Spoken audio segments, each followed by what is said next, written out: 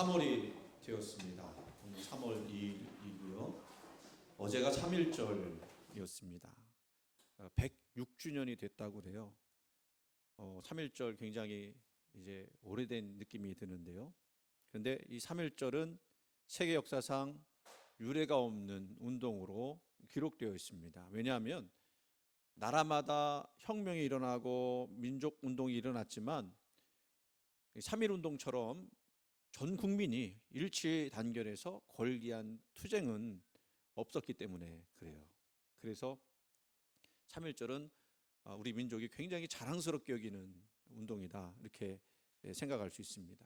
그런데 또 그 중에서 또 굉장히 감격스러운 거는 그 역할을, 3.1 운동의 역할을 한국교회가 매우 크게 감당했다라고 하는 겁니다. 3.1 운동에 참여한 사람이 전국 방방곡곡에서 한 400만 명이 이르렀고요. 이 3.1절에 참여했다가 숨진 이가 7,500여 명, 그리고 실종자가 1만 5천여 명. 실종자는 죽었다고 봐야겠죠. 부상자는 1만 6천 명, 검거된 자가 4만 7천여 명. 근데 그때 대부분의 희생자가 크리스천이었다라고 하는 겁니다. 독립선언서 대표 33인 중에 16명이 기독교 인사였어요. 그런데 그때 그 한국에, 대한민국에 몇 명이, 몇 프로가 기독교 인구였느냐? 2천만 명 중에 35만 명, 그래서 1.2%밖에 안 되는 인구였다라는 거예요, 기독교인이. 그런데도 그렇게 큰 일들을 우리 기독교가, 교회가 감당한 거죠.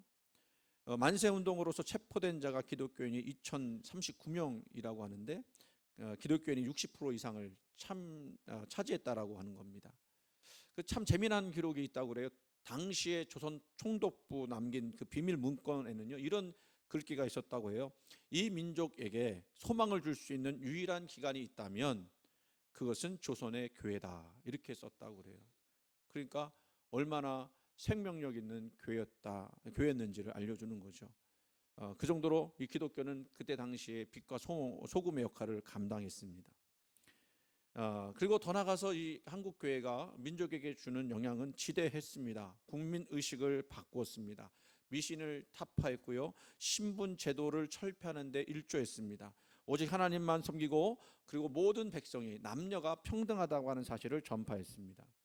1948년 7월 17일 국회가 처음 개회될 때 임시의장 이승만 대통령은 단상에 올라가서 사회봉을 잡고 이렇게 이야기했습니다. 대한민국 독립민주국 제1차 회의를 여기서 열게 된 것을 우리 하나님께 감사해야 할 것입니다. 그리고 일동 기립한 채로 이윤영 의원이라고 하는 분이 있는데, 이분이 목사님이었어요. 이분이 시작을 할 때 기도로 시작을 했습니다. 그러니까 대한민국은요, 일단 법적으로 기도로 시작한 국가입니다. 이제 106년이 지났는데 지금 우리 신앙인은 나라에 어떤 영향력을 미치고 있을까? 대한민국 국민으로서 우리는 어떤 자세로 이 땅을 살아가고 있을까?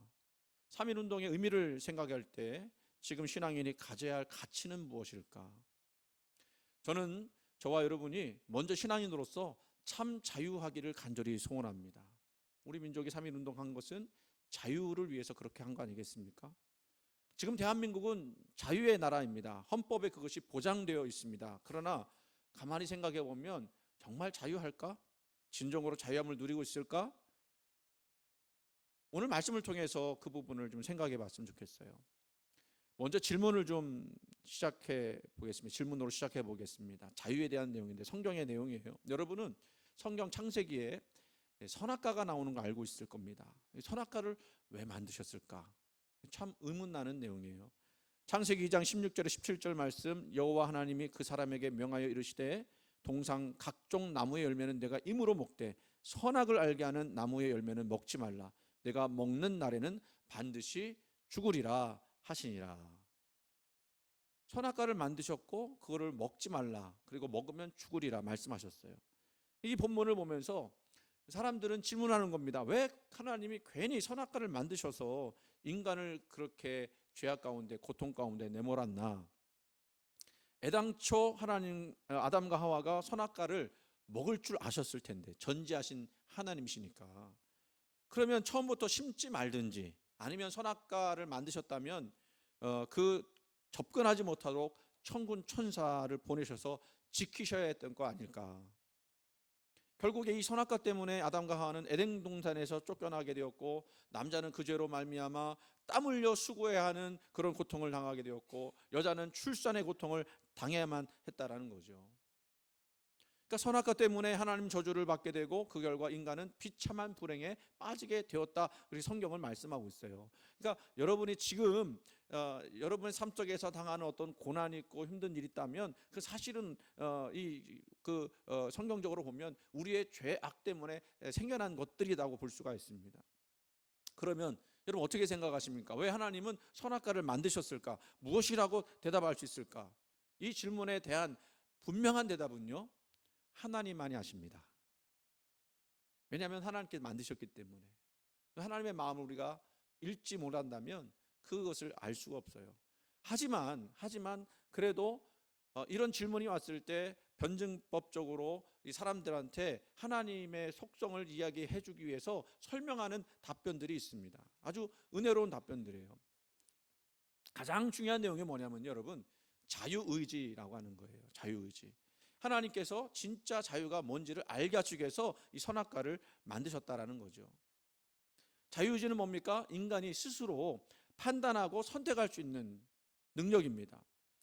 하나님이 사람을 만드실 때, 우리 몇 주 전에 하나님의 형상과 모양으로 만드셨다 그랬을 때 그 내용이 뭐예요? 아무런 의지가 없는 로봇과 같은 존재로, 하나님 말만 잘 듣는 그런 존재로 만드신 것이 아니라, 조종하기 위해서 만드신 것이 아니라, 하나님이 만드신 피조물이지만 스스로 선택할 수 있는 인격체로 만드셨다라는 거예요.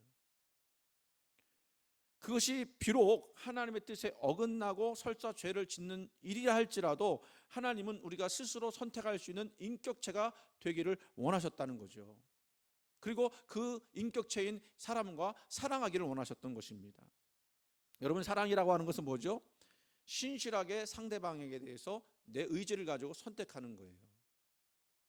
상대방이 일방적으로 나에게 명령하고 복종하라고 해서 내가 복종하는 게 아니라, 내가 그 사람을 사랑하기 때문에 내가 스스로 복종하기로 작정하는, 그것이 우리의 사랑, 진정한 사랑이라고 말씀드릴 수 있습니다. 그래서 진정한 인격을 가진 사랑의 세상으로 인간을 만드셨기 때문에, 그 인간의 그 인격체로서 하나님은 그 관계를 이어나가기를 원했다는 거예요.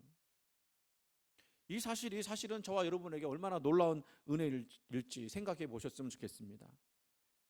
사실 하나님은요, 하나님의 은혜 가운데서 우리가 늘 자유롭게 살기를 원하셨던 거죠. 그리고 그 자유함 가운데 하나님과 동행하기를 선택하고 하나님께 영광 돌리기를 원하셨다라고 말씀하고 있습니다. 그런데 아까 질문드렸던 것처럼, 이렇게 하나님이 우리를 자유케 하시려고 자유의지를 주셨지만, 우리는 진정 자유합니까? 우리가 지금 손을 올리고 야, 나는 자유하다, 이렇게 누군가가 여기서 이야기한다면, 그 옆 사람이 그 사람 보고 이렇게 할지도 몰라요. 왜 그렇죠? 우리가 모두 그렇게 살지 못한다는 것을 우리는 너무 잘 알기 때문에 그래요. 자유가 법적으로는 보장된 것일 수 있지만, 그러나 정신적으로, 또 심리적으로, 더 나아가서 영적으로 우리가 정말 아무것도 거리끼는 것 없이, 매여있는 것 없이 자유하냐라고 질문했을 때는 아니라고 대답해야 한다는 겁니다. 그런데 오늘 본문에서 뭐라고 말씀합니까? 그리스도께서 우리를 자유롭게 하시려고 자유를 주셨다라고 말씀하고 있어요. 자유롭게 하려고 자유를 주셨다. 오늘 내용이 사실은 조금 설명을 드려야 되는 내용인데, 이런 내용이에요. 갈라디아 교회에서요, 그 신앙생활을 잘하던 교회였는데 갑자기 율법주의자들이 나타나서는 뭐라고 얘기하냐면, 너희들이 진짜 구원받기 위해서는 뭘 지켜야 되느냐면 율법을 준수하고 그리고 할례를 행해야 된다라고 가르쳤어요. 갈라디아 교회에 그런 사람들이 들어왔다는 얘기를 듣고 이 사도 바울이 펄쩍 뜁니다. 그래서 3장 1절에 뭐라고 갈라디아 교인들을 책망하느냐면, 어리석도다 갈라디아 사람들아, 예수 그리스도께서 십자가에 못 박히신 것이 너희 눈앞에 밝히 보이거늘 누가 너희를 꾀더냐라고 강력 항의합니다. 내용이 무슨 내용이에요? 그러니까 할례 받아야 된다, 율법 지켜야 된다, 행위로 구원받아야 된다라고 하는 얘기를 하니까 사도 바울은 그게 아니라 그거를 우리가 다 이루지 못하기 때문에 예수 그리스도께서 십자가 달려 죽으신 것이 우리 앞에 분명히 보이는데 왜 십자가 달려 죽으신 예수님은 바라보지 않고 너희들의 공로, 너희들의 행위만 바라보느냐, 왜 그것만 붙잡느냐라고 하는 질문이었어요. 그래서 오늘 1절 말씀이 그것에 대한 답이죠. 그리스도께서 우리를 자유롭게 하려고 자유를 주셨으니 그러므로 굳건하게 서서 다시는 종의 멍에를 매지 말라. 종의 멍에는 뭐예요? 율법으로, 자기 힘으로, 자기 노력으로 구원받으려고 하는 그 모든 애씀, 그 모든 그 노력, 이런 것들에 매이지 말라는 얘기입니다. 여기서 자유라고 하는 말은요, 그냥 우리가 보통 말하는 그 자유가 아니고요, 그 자유예요. 그 자유. 그러니까 이 자유는 무슨 자유냐면 예수 그리스도께서 우리에게 주신 특별한 자유예요. 이거는 몸이 얽매여서 그 얘기하는 자유가 아니라는 거죠. 영적으로 매여 있는 우리들의 모습 속에서 자유하게 되어야 한다는 그 자유를 말씀하고 있는 겁니다. 그렇습니다. 예수 그리스도의 그 십자가의 의미는 무엇입니까? 사실 우리가 우리 노력으로, 우리 공로로, 우리 힘으로, 우리 지혜로 구원받을 수 없다라는 것을 우리 주님께서 너무 잘 아셨기 때문에 그런 우리를 주님의 십자가로 구원하시기 위해서 우리에게 오신 것 아니에요? 그리고 스스로 그 십자가 달려 죽으신 것 아닙니까? 거기에는요, 구원을 받기 위해서 우리 공로나 노력이 필요 없다라는 그런 얘기를 하고 있는 거고요. 그래서 우리는 저 예수 그리스도를 구주로 영접할 때 이미 구원받았고 우리를 속박하는 모든 것에서 자유롭게 되었다라고 말씀하고 있어요. 에베소서 2장 1절 말씀 보면 그렇게 말씀합니다. 그는 허물과 죄로 죽었던 너희를 살리셨도다. 아멘. 여러분은 이미 예수 그리스도를 믿음으로 말미암아 영적으로 자유함을 누려야 될 사람들이고 그 영적으로 살아난 사람들임을 믿으셔야 할 줄로 믿습니다. 그래서 예수님은 세상 죄를 지고 어린 양이 되셔서 우리는 그 피로 다 죄를 속하게 되었습니다. 그 십자가 때문에 심판을 면했습니다. 죽음에서 생명으로 옮겨졌습니다. 이것을 믿는 자에게 영원히 사는 생명을, 영생을 허락하게 주신 거죠. 더 나아가서는 뭐가 있습니까? 우리가 이렇게 자유하게 되는 영적인 자유를 누리게 될 때 우리 삶에 기쁨과 즐거움이 회복되어지는 거예요. 또한 그 모든 굴레에서 자유롭게 되어지는 것입니다. 그래서 하나님이 우리를 자유롭게 하시려고 우리에게 자유를 주신 것을 우리가 믿어야 합니다.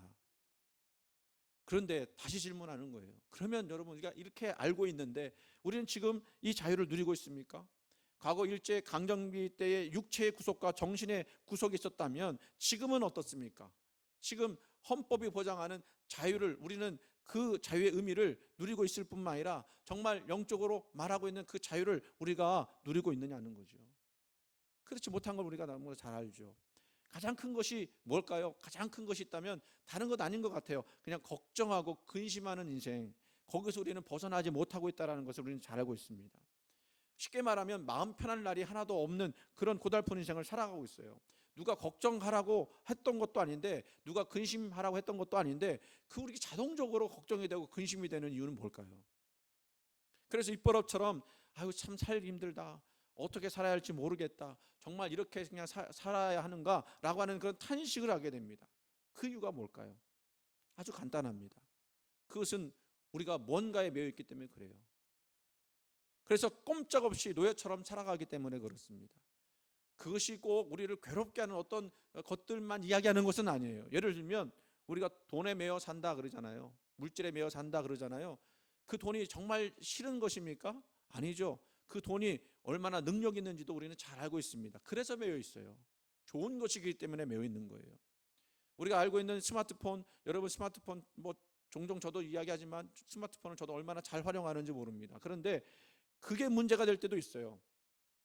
이게 하다가 보면 삼천포로 빠지는 거예요. 내가 봐야 될 정보만 딱 보는 게 아니라 그 정보 위에 또 다른 것들이 자꾸 눈에 들어오고, 그러다 보면 시간도 뺏기고 우리 마음도 뺏기고, 그러다 보면 우리 영혼이 점점 병들어 가는지도 모르고 그렇게 스마트폰에 빠져 있는 거예요. 그거 왜 그래요? 안 좋아서가 아니라 그것을 다루는 우리들이 죄성을 가지고 있기 때문에 그래요. 그러니까 뭔가 매여 있지 않으면 안 되는 그 불안한 심리가 우리를 계속 매여 있도록 만드는 거예요. 그 대상이 나빠서가 아니라는 얘기입니다. 타락한 본성 때문에 그래요. 그래서 이 타락한 본성은요, 자꾸 우리가 이 하나님을 찾게 만드는 것이 아니라 하나님 외에 다른 것을 찾게 만드는데, 그러다 보면 뭐가 생기냐면 집착이 생겨요. 잘못된 사랑이죠. 거짓된 사랑이죠. 집착하게 되는 거예요. 이 집착의 단계에 들어가게 되면 주객이 전도가 되죠. 내가 누구를 좋아했는데 집착하게 되면 어떻게 되죠? 그 사람 때문에 내가 매여요. 울고 불고 그 사람 없으면 죽는 것처럼 그렇게 생각하게 됩니다.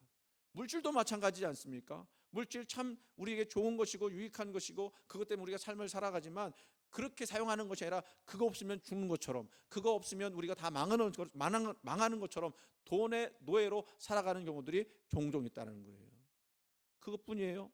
자식도 그렇지 않습니까? 자식이 얼마나 사랑스러운 존재입니까? 부모로서 자식을 사랑하다 보면 자식이 우상이 될 때가 있어요. 그리고 부모는 언제부터인가 자식의 노예가 되는 겁니다. 아마 마음속으로 내가 그런데 그런 사람이 있을 거예요. 자식에게 쩔쩔매는 거예요. 옳은 말 또 그리고 가르쳐야 될 말 잘 못합니다. 왜냐하면 아이들이 부모 말은 절대로 안 듣는데요. 친구 말은 들어도 부모 말은 절대 안 듣는데요.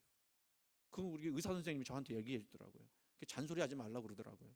그래도 부모인데 어떻게 얘기를 해야죠. 그게 이제 뭐가 잘못된 거예요. 그게 사랑은 아니죠. 우리가 부모님들이 생각해야 됩니다. 자식은 자식이고 나는 나다. 그래서 나는 내 인생, 너는 너 인생 살아가라. 너는 너대로 네 인생을 책임져야 된다. 이렇게 가르쳐야 하는데, 그게 저도 알면서 잘 안 돼요. 어떻게 하면 좋겠어요, 여러분?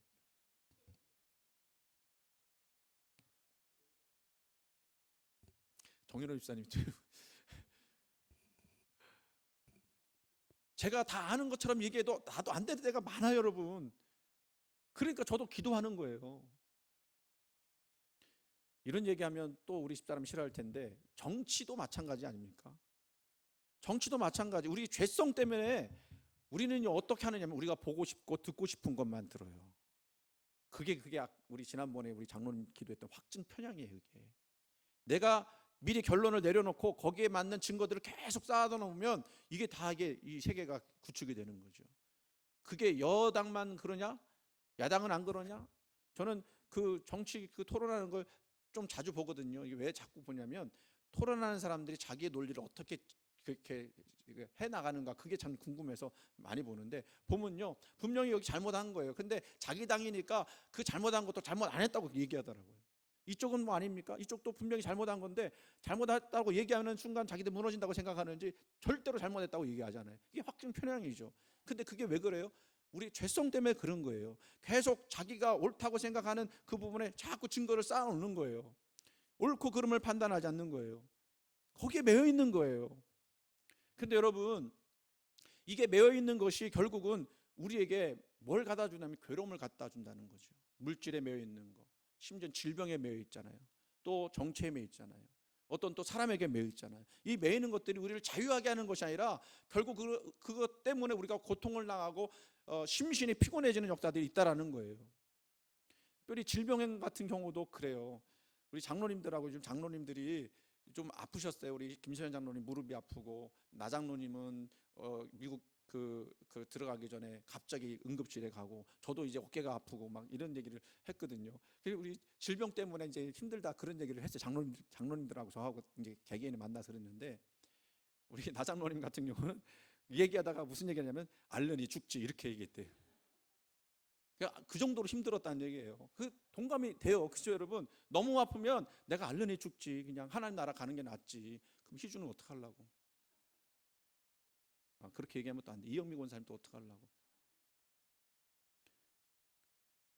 그게 그렇게 매이다 보니까, 그 질병에 매이든 뭐든 매이다 보니까 고통스러운 힘든 거예요. 근데 그거 다 그냥 떨쳐버리고 갔으면 좋겠다 이 생각까지 하는 거 아닙니까? 근데요, 우리 주님은 말씀하시는 거예요. 그런 것에서조차도 우리는 자유할 수 있다라고 이야기하는 거예요. 그런 것에서도 자유케 하려고 우리 주님이 십자가 달려 죽으신 거다라는 거예요. 우리 힘으로 안 되니까, 우리 노력으로 안 되니까 우리 주님께서 그것을 위해서 십자가 달려 죽으셨다라고 말씀하고 있는 거예요. 근데 그게요 다른 게 아니더라고요. 그게 뭐로 가능하냐? 믿음으로 가능한 거예요. 주님이 나를 자유케 하셨다라고 하는 것을 내가 지식으로만 알면 안 되는 거죠. 그걸 믿고 실제로 살아가도록 해야 한다는 것입니다. 그래서 우리 믿음에 있어서는요, 흔들리지 말아야 돼요. 제가 좋아하는 단어 중에 하나가, 그 말씀 중에 하나가 좌로나 우로나 치우치지 않는 거예요. 하나님 믿는 믿음으로 인해서 우리 지난주에도 말씀드렸다시피 거친 파도가 온다 할지라도 그것을 밟고 나갈 수 있는 믿음을 가지고 나갈 때 우리는 거기서 자유하게 되는 거예요. 참 믿음이 있다면 우리를 구속하는 육체적 영적 굴레로부터 자유케 될 수 있다라고 하는 확신을 가지고, 비록 지금 이 순간에 내가 괴롭고 힘들고 또 원망스럽고 염려가 되고 걱정스러운 상황이 있다 할지라도 믿음으로 나가는 거예요. 무슨 믿음이에요? 우리 주님이 우리를 돌보실 것이다. 그래서 성경에 보면요, 우리 주님이 치유하신 사람들이 많이 나오는데 주님의 능력으로 치유하신 사람도 있지만 이런 말씀들 한번 보세요. 몇 가지 말씀을 제가 찾았거든요. 마태복음 9장 22절 말씀 보니까 예수께서 돌이켜 그를 보시며 이르시되 딸아 안심하라 내 믿음이 너를 구원하였다 하시니 여자가 그 즉시 구원을 받으니라. 이 혈루증 앓는 여인에게 한 얘기예요.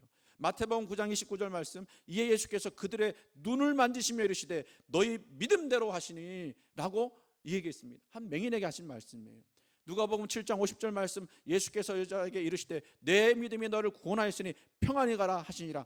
어떤 죄 지은 여인에게 한 얘기예요. 누가복음 17장 19절, 그에게 이르시되 일어나 가라 내 믿음이 너를 구원하였니라 하시더라. 10명 맹인이 있었는데, 문득병자가 있었는데 한 명이 와서 감사하다고 했을 때 그 말씀하신 거예요. 누가복음 18장 42절, 예수께서 그에게 이르시되 보라 내 믿음이 너를 구원하였느니라 하시매 여리고성에 있는 맹인에게 하신 말씀이에요. 여러분, 이 말씀 속에서 주님이 강조하신 것이 뭐죠? 내 믿음대로 될지어다, 내 믿음대로 되라 말씀하셨다는 겁니다. 이게 무슨 얘기예요? 오늘 저와 여러분에게 믿음을 강조하신 내용인 줄 믿으시기 바랍니다. 지금 이 사람들은 어떤 사람들이었어요? 그 당시에 참 보잘것없는 사람들이었어요. 누구 하나 관심 갖는 사람들이 아니었어요. 또 죄인들이었어요. 당시에 그 병이 있다고 하는 것은 죄 때문에 그렇다는 거였거든요. 그런데 그 굴레를 당하고 멍에를 지고 가는 사람들에게 말씀하신 겁니다. 내 믿음대로 되라, 네가 믿었으니 믿음대로 될지어다 말씀하시는 거예요.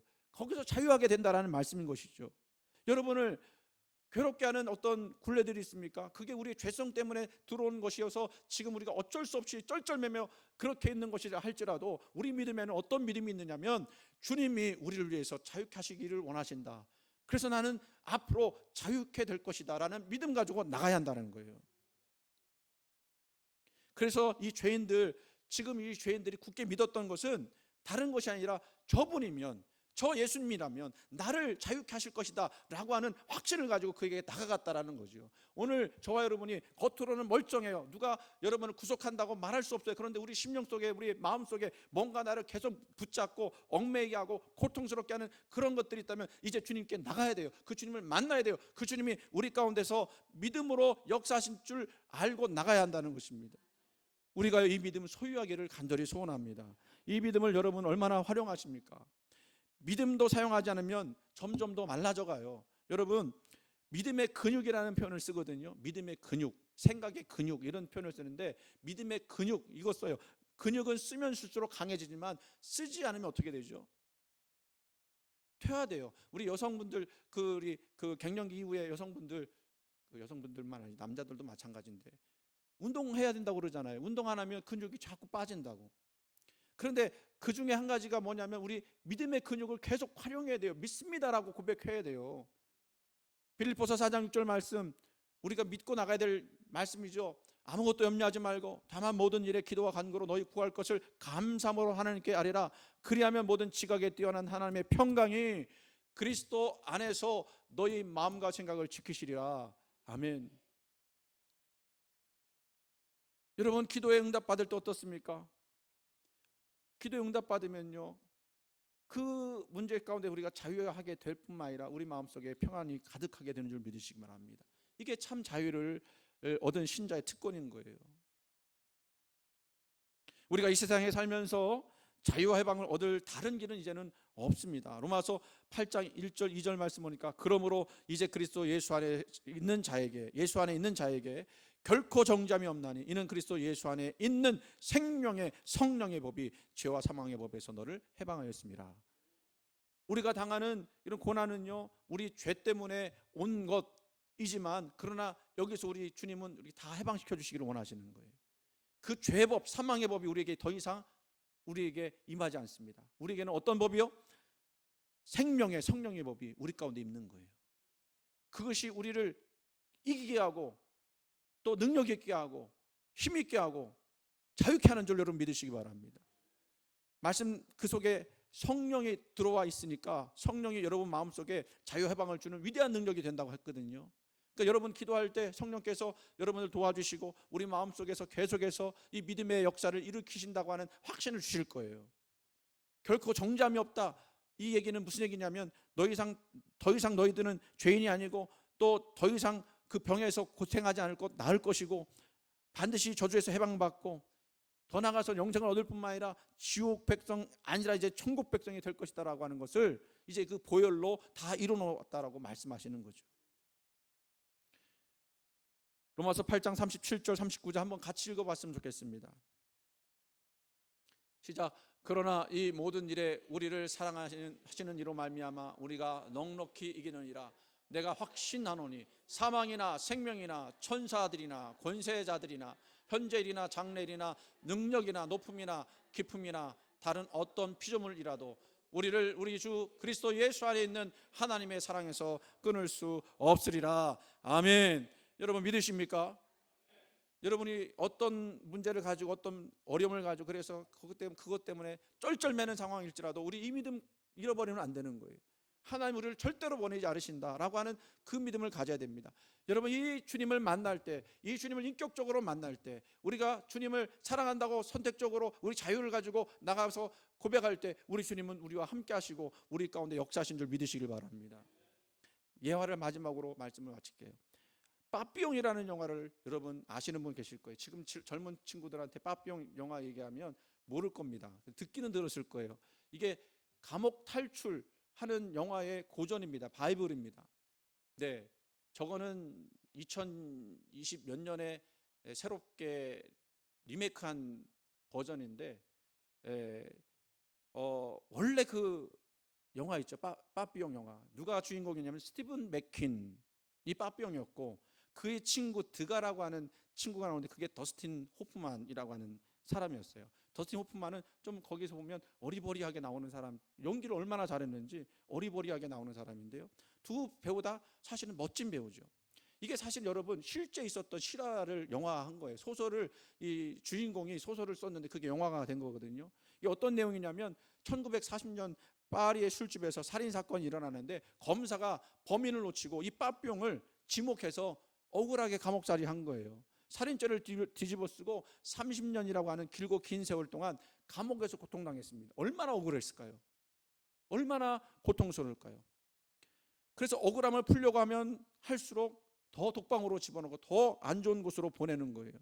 나중에는 자꾸 탈출하려고 하니까 탈출하다가 잡혀오고 탈출하다 잡혀오고 그러니까 이제는 고립된 섬, 상어가 득실득실하는 곳에 그 섬 가운데 놓아주는 거예요.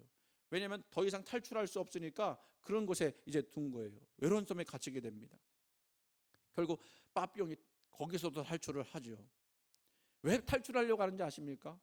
자기를 이렇게 억울하게 만든 그 검사 잡아서 내가 보복을 해야 되겠다, 이 목적 가지고 탈출하려고 한 거예요. 그 원한이 맺혀 있는 거죠.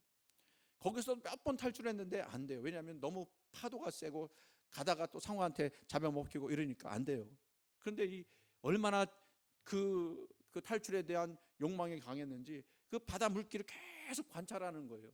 근데 보니까 7번째 파도가 오면 이게 이렇게 왔다가 거품을 품으면서 그 물이 다시 돌아 나간다는 걸 알게 됐어요. 그때 이 그 야자수 그 열매 있죠. 그거를 싸갖고는 던지고 그거를 이제 불에 삼아서 이제 탈출하면 되겠다 해서 자기 친구 드가와 같이 이제 만들어서 이제 가려고 하는데 영화에서는 보니까요, 드가가 별말은 얘기 안 하는데 나는 안 가겠다 그래요. 나는 그냥 여기 있는 게 낫겠다. 거기 가면 반드시 죽는다. 너 죽을 거다 그래요. 영화에서는. 근데 소설에서는요, 드가가 뭐라고 이야기하느냐면 내가 아무리 이 섬에서 탈출한다 해도 내 마음 감옥에서 벗어나지 못하면 너는 여전히 감옥이다. 그러면서 자기는 안 가겠다 그러는 거예요. 이게 무슨 얘기죠? 네가 지금 탈출하는 목적이 너 자유하게 되려고 하는 게 아니라 그 검사 잡아서 죽이려고 하는 건데 그 증오심을 가지고 사람 죽이려고 나가서도 똑같은 감옥일 거다. 네 마음은 감옥일 거다 그 얘기예요. 네가 설령 그 사람 찾아 죽인다 한들, 송구한다 한들 여전히 너도 감옥 속에 있을 거다. 그래서 드가는 가지 않아요. 빠삐용은 결단을 내리고 야자수 열매 넣은 바구니를 던져서 그거 타고 탈출하죠. 탈출하면서 야 이놈들아 나 탈출한다 이러고 탈출해요. 그리고 영화는 거기서 끝나요. 근데 소설 뒤에는요 어떤 내용이 나오냐면 이 주인공이 진짜로 남미로 날아가서 그 검사를 찾는 거예요. 근데 찾다가 보니까 못 찾아요. 안 되겠다, 유럽으로 가야 되겠다. 유럽 천지를 돌아다니면서 검사를 찾는데 못 찾아요. 돌아옵니다. 근데 너무 원한이 맺혔다 보니까 잠이 오잖아요. 거기 있을 때 감옥에도 잠이 안 왔고 여기 나와서도 잠이 안 와요. 왜? 미움이 그 가운데 있으니까. 그 검사 하나만 생각하고 사는 겁니다. 언제나 누구나 그 감옥에서 탈출하지 못하는 거죠. 그래서요 결국은 이 빠삐용이 거의 포기하다시피 고향으로 가요. 그리고 어렸을 때 다녔던 교회에 들어갑니다. 그리고 갑자기 회개를 하기 시작하는 거예요. 기도하는데요 여러분, 회개하는데요 주님을 만나요. 놀라운 경험을 해요. 어떤 경험인지 아십니까? 그 40년 동안 품고 살았던 그 복수의 마음, 울분, 원한, 이것이 예수님 만나는 순간 싹 사라지기 시작한 거예요. 한순간에 다 사라졌어요. 주님 만나고 나서. 그토록 40년 동안 자기를 괴롭혔던 그 복수의 마음에서 자유케 되는 역사들이 나타난 거죠. 그리고 이렇게 기도합니다. 주님, 내가 그를 용서했습니다. 그리고 이제는 다시 이런 억울한 일이 일어나지 않도록 주님 도와주세요. 그로부터 자유하게 되었다라는 거예요. 그때부터 행복이 찾아왔다는 얘기예요. 밤에 잠을 자도 잠을 잘 자게 되었습니다. 여러분, 교회 왜 나옵니까? 왜 나와요? 주님 만나기 위해서 나오는 거예요. 우리가 매었던 모든 종의 그 매임에서 자유케 되려고, 주님 만났을 때 우리 주님이 우리를 위로해 주시고 우리를 힘주시고 믿음으로 걷게 하시는 그 은혜를 경험하기 위해서 교회에 나오는 줄 믿으시기 바랍니다.